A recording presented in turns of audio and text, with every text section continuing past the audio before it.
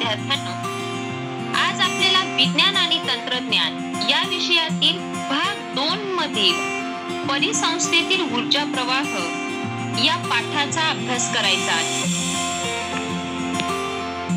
विद्यार्थ्यांनो, आपण मागील इयत्तेत पोषण पद्धतीनुसार सजीवांचे वर्गीकरण शिकलो आहोत. मग त्यानुसार स्वयंपोषी म्हणजेच उत्पादक असतात, तर परपोषी म्हणजे भक्षक, मृतोपजीवी आणि विघटक असेही सजीवांचे प्रकार अभ्यासलेले आहेत. मग आता सभोवतालच्या परिसंस्थेतील विविध भक्षक स्तर तुम्हाला समोरील चित्रात दिसत आहेत. त्यांचे निरीक्षण तुम्ही करा. बघा, तुम्हाला समोरील चित्रात काय दिसत आहे? तर प्राथमिक भक्षक म्हणजेच मग उदाहरणार्थ नाकतोडा, खार, हत्ती इत्यादी हे स्वयंपोषी आहेत, म्हणजेच या उत्पादक वनस्पती यांवर प्रत्यक्षपणे अवलंबून असतात. द्वितीय भक्षक म्हणजे मांसाहारी, उदाहरणार्थ बेडूक, घुबड, कोल्हा हे शाकाहारी प्राण्यांचा अन्न म्हणून वापर करतात. सर्वोच्च भक्षक कोण असतं? तर उदाहरणार्थ वाघ, सिंह मांसाहारी प्राण्यांना खातात, म्हणजेच इतर प्राणी त्यांना खात नाहीत. आणि एक उभयाहारी म्हणजे मिश्राहारी, उदाहरणार्थ माणूस, अस्वल हे शाकाहारी व मांसाहारी प्राण्यांचा अन्न म्हणून वापर करतात. विद्यार्थ्यांनो, ज्याप्रमाणे आपल्या सभोवती आढळणाऱ्या सजीवांच्या 4 साखळ्या तयार करता येतात, उत्पादक, भक्षक आणि मृतोपजीवी, यांच्यामध्ये कायमच आंतरक्रिया सुरू असतात आणि या आंतरक्रियेत एक क्रम असतो, त्याला अन्न साखळी असे म्हणतात. मग प्रत्येक साखळीत अशा 4 वा 5 हून अधिक कड्या असतात. एखाद्या परिसंस्थेमध्ये अशा परस्परांशी जोडल्या गेलेल्या अनेक अन्न साखळ्यांचा समावेश असतो आणि त्यातूनच तुमच्या समोर जी तयार झालेली आहे ती अन्न साखळी, अन्न जाळे तयार होत असते. विद्यार्थ्यांनो, बघा, समोरील चित्रात तुम्हाला जे प्राणी दिसत आहेत, काही वनस्पती दिसत आहेत, बरोबर? या सर्वांमधून काय तयार होत असते? तर अन्न जाळे तयार होत असते. एखादा सजीव इतर अनेक सजीवांचे भक्ष्य असतो.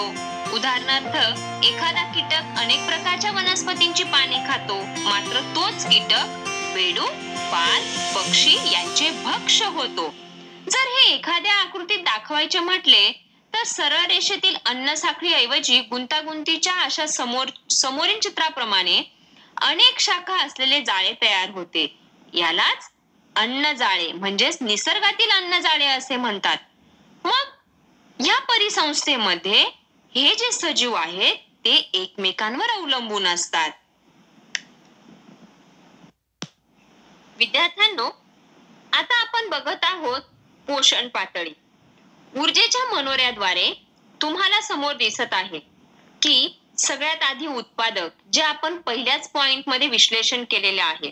उत्पादक कोण आहेत? तर परिसंस्थेतील सर्व वनस्पती, म्हणजेच वनस्पती स्वतःचे अन्न स्वतः तयार करतात. मग त्या कोण झाल्या? स्वतः उत्पादन करणाऱ्या उत्पादक. 2 नंबर प्रथम पोषण पातळी, याच्यामध्ये शाकाहारी प्राणी येत असतात. द्वितीय पोषण पातळीमध्ये मांसाहारी, कारण मांसाहारी प्राणी हे शाकाहारी प्राण्यांवर अवलंबून असतात. तर तृतीय पोषण पातळीमध्ये उभयाहारी हे प्राणी येत असतात. मग अन्न साखळीतील प्रत्येक पातळीला पोषण पातळी असे म्हणतात. पोषण पातळी म्हणजे अन्न प्राप्त करण्याचा स्तर. अन्न साखळीत अन्न घटक व ऊर्जेचे प्रमाण हे निम्न स्तरावरील उत्पादकापासून उच्च स्तरावरील भक्षकापर्यंत टप्प्याटप्प्यांनी घटत जाते. विद्यार्थ्यांनो, येथे पुन्हा एकदा लक्षात ठेवण्याची गरज म्हणजे जे तुम्हाला तृतीय पोषण पातळीत उभयाहारी दिलेले आहेत ते म्हणजे मिश्राहारी प्राणी. मग त्याच्यामध्ये कोण येतो? उदाहरणार्थ मी प्रथम सांगितले होते तेच, माणूस, अस्वल हे शाकाहारी व मांसाहारी प्राण्यांचा अन्न म्हणून वापर करत असतात, म्हणून हे तृतीय पोषण पातळीत येत असतात. आता आपण बघूया जलीय ऊर्जा मनोरा. विद्यार्थ्यांनो, आता तुम्हाला ज्या आकृतीत आपण दाखवले ते भक्षक एकमेकांवर कसे अवलंबून असतात, उत्पादक कोण असतात. मग पुढे आपण बघूया की ज्याप्रमाणे प्रत्येक मनोऱ्यात प्रत्येक स्तरावरील ऊर्जा संक्रमण दाखविलेले असते, म्हणजेच एखाद्या प्राण्याने प्राप्त केलेली ऊर्जा आणि त्या प्राण्याला जर दुसरा प्राणी खात असेल तर ती ऊर्जा त्या प्राण्याकडे कशी संक्रमित होत जाते. मग अन्न साखळीत अनेक ऊर्जा विनिमय स्तरावर असतात. मग ऊर्जा विनिमय स्तर रचनेचे ऊर्जेचे हस्तांतरण होत असताना मूळ ऊर्जा कमी कमी होत जाते. तसेच सजीव संख्या सुद्धा निम्न स्तराकडून उच्च स्तराकडे कमी कमी होत जाते. आता परिसंस्थेतील ऊर्जेच्या या आकृतीबंधाला ऊर्जेचा मनोरा असे म्हणतात. आता विद्यार्थ्यांनो, समोर तुम्हाला दिसत आहे वनस्पती म्हणजेच प्लवक, प्राणी, प्लवक, मासे, मानव. तर सर्वोच्च भक्षक जे मृत पावतात विद्यार्थ्यांनो, त्यांचे जे मृत शरीर असते त्या शरीराचे जे विघटन करणाऱ्या विघटकांना ती ऊर्जा उपलब्ध होत असते. बुरशी, सूक्ष्मजीव हे मृत प्राण्याच्या निर्जीव शरीराचे विघटन करत असतात. त्यांना आपण विघटक असे म्हणतो. मृत अवशेषांपासून अन्न मिळविताना विघटक त्यांचे रूपांतर साध्या कार्बनी पदार्थात करतात. मग हे जे पदार्थ आहेत ते हवा, पाणी आणि माती यात सहजतेने मिसळतात. तिथून ते घटक पुन्हा वनस्पतींकडून शोषून घेतले जातात. कारण विद्यार्थ्यांनो, वनस्पती स्वतःचे अन्न स्वतः तयार करत असतात आणि पुढे ते मग याच प्रमाणे उत्पादक म्हणजे वनस्पती आल्या, वनस्पतींना खाणारे प्राणी, त्या प्राण्यांना खाणारे दुसरे प्राणी, म्हणजेच मग हे अन्न साखळीत हे ऊर्जेचे संक्रमण होत जाते. मग यावरून तुमच्या आता लक्षात आले असेल की सजीवांच्या विविध पोषण प्रकारांनुसार तयार होणाऱ्या अन्नजाळ्यामुळे ऊर्जा आणि इतर प्रकारची पोषक द्रव्ये परिसंस्थेत प्रवाहित होत असतात. विद्यार्थ्यांनो, सगळ्यात महत्वाचा घटक ऊर्जेचा जो असेल परिसंस्थेतील तो म्हणजे सूर्य. परिसंस्थेतील हरित वनस्पती एकूण सौर ऊर्जेपैकी काही ऊर्जा अन्नाच्या स्वरूपात साठवून ठेवतात आणि विघटकांपर्यंत पोहोचविण्यापूर्वी ही ऊर्जा एका पोषण पातळीकडून दुसऱ्या पोषण पातळीकडे संक्रमित केली जाते. विघटकांकडून यातील काही ऊर्जा उष्णतेच्या स्वरूपात बाहेर टाकली जाते. मात्र यातील कुठलीही ऊर्जा सूर्याकडे परत जात नाही विद्यार्थ्यांनो. म्हणून ऊर्जेचा प्रवाह ही एकेरी वाहतूक मानली जाते. ज्या वेळेला तुम्हाला प्रश्न विचारला जातो की ऊर्जेचा प्रवाह हा एकेरी का मानला जातो, कारण ज्याप्रमाणे सजीव सूर्याकडून जी ऊर्जा घेतो ती सूर्याकडे परत जात नाही. म्हणून लक्षात ठेवण्याची बाब म्हणजे या गोष्टीमुळे सूर्याला काय म्हणतात, एकेरी वाहतुकीचा प्रवाह म्हणतात. आता समोरील आकृतीत तुम्हाला दिसत आहे की वनस्पती म्हणजेच मग 10,000 किलो कॅलरीज, बरोबर, आणि प्राणी प्लवक दिलेले आहे तुम्हाला, तिथे 1,000 किलो कॅलरीज, पुढे मासे 100 किलो कॅलरीज आणि मानव 10 किलो कॅलरीज. म्हणजे ह्यावरून तुम्हाला लक्षात येईल विद्यार्थ्यांनो की वनस्पतींकडे असलेले ऊर्जेचे संक्रमण हे जास्त प्रमाणात आहे. मात्र जे प्राणी वनस्पतींना खातात तेथे ऊर्जेचे संक्रमणाचा दर तुम्हाला फक्त 1000 दिसत आहे आणि वनस्पतींमध्ये तो 10,000 दिसत आहे. म्हणजेच मग ऊर्जेचे संक्रमण काय झाले, कमी झाले. आणि ज्याप्रमाणे तुम्ही या पोषण पातळीत ऊर्जेच्या मनोऱ्यात तुम्ही जाल त्याप्रमाणे जसे जसे वर जाल तुम्ही त्याप्रमाणे हे संक्रमण कमी कमी पद्धतीने होत जाताना दिसते. म्हणून सगळ्यात स्ट्रॉंग कोणाला मानले जाईल, वनस्पतींना, कारण त्या स्वतःचे अन्न स्वतः तयार करत असतात, त्या उत्पादक असतात. आता आपण बघूया जैव-भू रासायनिक चक्र. मग जैव-भू रासायनिक चक्र म्हणजे काय आहे ते आपण आता बघूया. परिसंस्थेतील ऊर्जेचा प्रवाह हा एकेरी असला तरी पोषक द्रव्यांचा प्रवाह मात्र चक्रीय असतो. विद्यार्थ्यांनो, तुम्हाला माहित आहे ज्यावेळी आपण म्हणतो की आपली भारतीय अर्थव्यवस्था ही शेती प्रधान आहे, कृषी प्रधान आहे, बरोबर, दोघांचाही अर्थ एकच.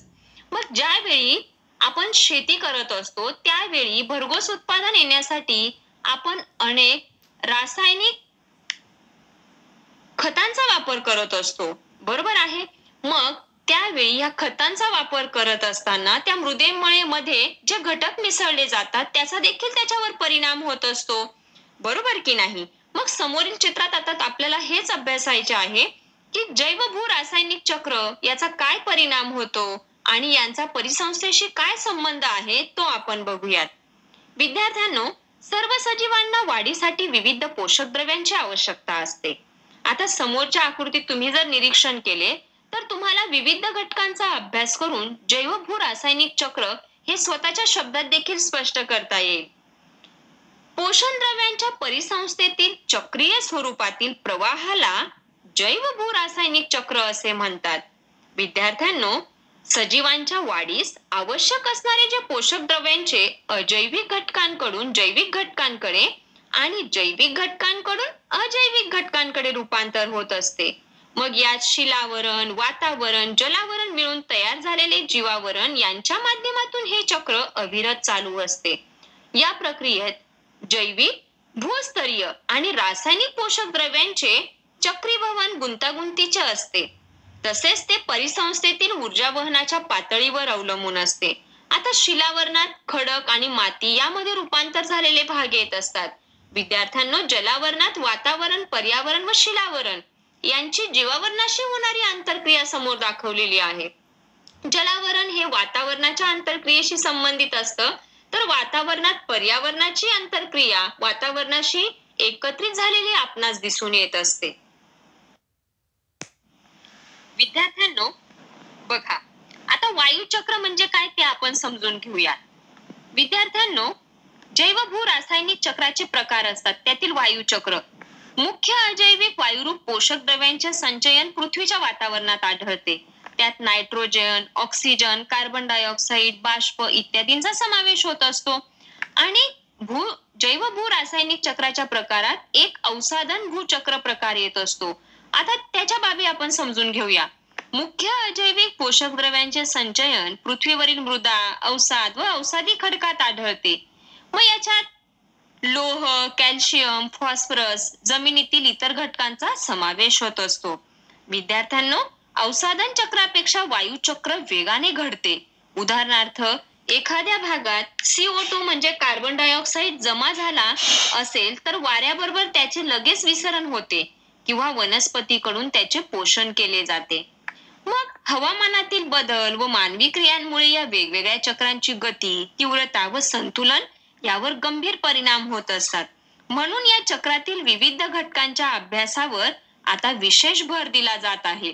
विद्यार्थ्यांनो, प्रदूषणाची समस्या देखील आपण बघतो. यात वायू प्रदूषण आपल्याला दिसत असते. मग कारखान्यातील निघणारा धुराडा, तसेच गाड्यातून निघणाऱ्या धुराड्यामुळे सुद्धा काय होतं, हवेचं प्रदूषण होत असतं. विद्यार्थ्यांनो, कार्बन चक्र समजून घेत असताना हिरव्या वनस्पती प्रकाश संश्लेषण प्रक्रियेद्वारे CO2 चे म्हणजेच कार्बन डायऑक्साईडचे कर्बोदकात रूपांतर करतात. तसेच त्या प्रथिने व मेद असे कार्बनी पदार्थही तयार करतात. शाकाहारी प्राणी हिरव्या वनस्पती खातात. शाकाहारी प्राण्यांना मांसाहारी प्राणी खातात. म्हणजेच वनस्पतींकडून जैविक कार्बन शाकाहारी प्राण्यांकडे, शाकाहारी प्राण्यांकडून मांसाहारी प्राण्यांकडे आणि मांसाहारी प्राण्यांकडून सर्वोच्च भक्षक प्राण्यांकडे संक्रमित होत असतात. विद्यार्थ्यांनो, कार्बनचे वातावरणातून सजीवांकडे व सजीवांच्या मृत्यूनंतर पुन्हा वातावरणाकडे होणारे अभिसरण व पुनर्चक्रीकरण म्हणजेच कार्बन चक्र होय. यामध्ये अजैविक कार्बनच्या अणूंचे मुख्यतः प्रकाश संश्लेषण व श्वसन क्रियेद्वारे जैविक अभिसरण व पुनर्चक्रीकरण होते. म्हणूनच कार्बन चक्र हे एक महत्वाचे जैव भू रासायनिक चक्र आहे.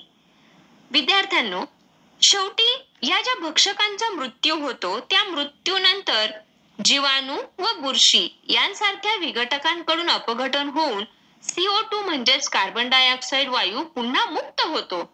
हा वायू वातावरणात मिसळतो व पुन्हा वापरला जातो. अशा प्रकारे एका सजीवाकडून दुसऱ्या सजीवाकडे कार्बनचे अभिसरण चालू असते. मग सजीवांच्या मृत्यूनंतर कार्बन निसर्गाकडे येतो व परत सजीवांकडे येत असतो. आता समजून घेऊया ऑक्सिजन चक्र. ऑक्सिजन चक्र यामध्ये विद्यार्थ्यांनो सर्वात महत्वाचे म्हणजे आपण जीवन जगत असताना आपल्याला ऑक्सिजनची गरज असते, बरोबर आहे, आणि प्राण्यांना त्यांना देखील. मात्र वनस्पतींचे याच्या विरुद्ध आहे. त्या कार्बन डायऑक्साईड घेत असतात आणि ऑक्सिजन सोडत असतात. मग ऑक्सिजन हा आपल्याकडे येत असतो, आपण तो श्वास नलिकेद्वारे आपण घेत असतो आणि कार्बन डायऑक्साईड बाहेर सोडत असतो. मग हे ऑक्सिजन चक्र म्हणजे नेमकं काय आहे, ऑक्सिजन सायकल म्हणजे काय आहे ते आपण समजून घेऊया. आता पृथ्वीवरील वातावरणात सुमारे 21% तसेच जलावरण आणि शिलावरण अशा तीनही आवरणामध्ये ऑक्सिजन आढळतो. जीवावरणातील ऑक्सिजनचे अभिसरण व त्याचा पुनर्वापर म्हणजे ऑक्सिजन चक्र होय. समजलं? या चक्रात देखील जैविक व अजैविक असे दोन्ही घटक समाविष्ट असतात. आता वातावरणात ऑक्सिजनची सातत्याने निर्मिती होत असते, तसेच त्याचा सातत्याने वापरही होत असतो. ऑक्सिजन अतिशय क्रियाशील असून इतर अनेक मूलद्रव्यांशी व संयुगांशी त्याचा संयोग होतो. विद्यार्थ्यांनो, बघा, रेणवीय ऑक्सिजन O2, पाणी म्हणजेच H2O, कार्बन डायऑक्साइड म्हणजे CO2 व असेंद्रिय संयुगे अशा स्वरूपात ऑक्सिजन असल्याने जीवावरणातील ऑक्सिजन चक्र गुंतागुंतीचे असते. आता इथे समोर बघा, तुम्हाला प्रकाश संश्लेषण प्रक्रियेद्वारे ऑक्सिजनची निर्मिती होत असताना दिसते. तर श्वसन, ज्वलन, विघटन, गंजणे यांसारख्या क्रियांमध्ये देखील ऑक्सिजन वापरला जात असतो. आता विद्यार्थ्यांनो, वनस्पती सूर्यप्रकाशाद्वारे स्वतःचे अन्न स्वतः तयार करता आहेत, बरोबर? मग वनस्पतींना प्राणी खात आहेत, प्राण्यांद्वारे सुद्धा ऑक्सिजनचे श्वसन चालू असते. म्हणजेच ही ऑक्सिजन चक्राची प्रक्रिया अविरतपणे चालू होत असते. आता आपण बघूया नायट्रोजन चक्र. विद्यार्थ्यांनो, वातावरणात नायट्रोजन हा वायू सर्वात जास्त प्रमाणात म्हणजेच 78% 78% आढळतो. निसर्ग चक्राचे सातत्य राखण्यासाठी नायट्रोजनची आवश्यकता असते. निसर्गात जैविक आणि अजैविक प्रक्रियातून नायट्रोजन वायूचे वेगवेगळ्या संयुगात घडून येणारे अभिसरण व पुनर्चक्रीकरण म्हणजेच नायट्रोजन चक्र म्हणून ओळखले जात असते. विद्यार्थ्यांनो, सर्व सजीव नायट्रोजन चक्रात भाग घेतात. प्रथिने आणि न्यूक्लिक आम्ले यांचा नायट्रोजन हा एक महत्त्वाचा घटक आहे. इतर अनेक मूलद्रव्यांच्या तुलनेत नायट्रोजन निष्क्रिय आहे व तो सहजासहजी इतर मूलद्रव्यांबरोबर संयोग करत नाही. बहुतेक सजीवांना मुक्त स्थितीतील नायट्रोजन वापरताही येत नाही. मग नायट्रोजन चक्रातील या समोर काय प्रक्रिया दिलेल्या आहेत त्या आपण समजून घेऊया. आता नायट्रोजनचे स्थिरीकरण म्हणजेच नायट्रोजनचे रूपांतर वातावरणीय, औद्योगिक व जैविक प्रक्रियांद्वारे नायट्रेट व नायट्रेट यामध्ये होत असतो. अमोनीकरण म्हणजे काय? तर अमोनीकरण म्हणजे सजीवांचे अवशेष, उत्सर्जित पदार्थ यांचे विघटन होऊन अमोनिया त्यातून मुक्त होत असतो. आता तुम्हाला इथे NO2, NO3, NH4, NH3 हे दिसत आहे. विद्यार्थ्यांनो, हे नायट्रोजन चक्र आहे. मग यामध्ये नायट्रीकरण म्हणजे काय? तर अमोनियाचे नायट्राइट व नंतर नायट्रेट मध्ये रूपांतर होत असतं. आणि विनायट्रीकरण म्हणजे काय? तर नायट्रोजन युक्त संयुगाचे नायट्रोजन वायूत रूपांतर होत असते. आता या सर्व प्रक्रिया म्हणजे नायट्रोजन चक्र होय. येथे तुम्हाला दिसत आहे की वनस्पतींकडे, प्राण्यांकडे नायट्रोजन चक्र कशा पद्धतीने जात आहे. तसेच या सर्व प्रक्रियेतून आकाशातून पडणाऱ्या पावसाद्वारे सुद्धा नायट्रोजनच्या चक्र आपल्याला येथून लक्षात येत आहे.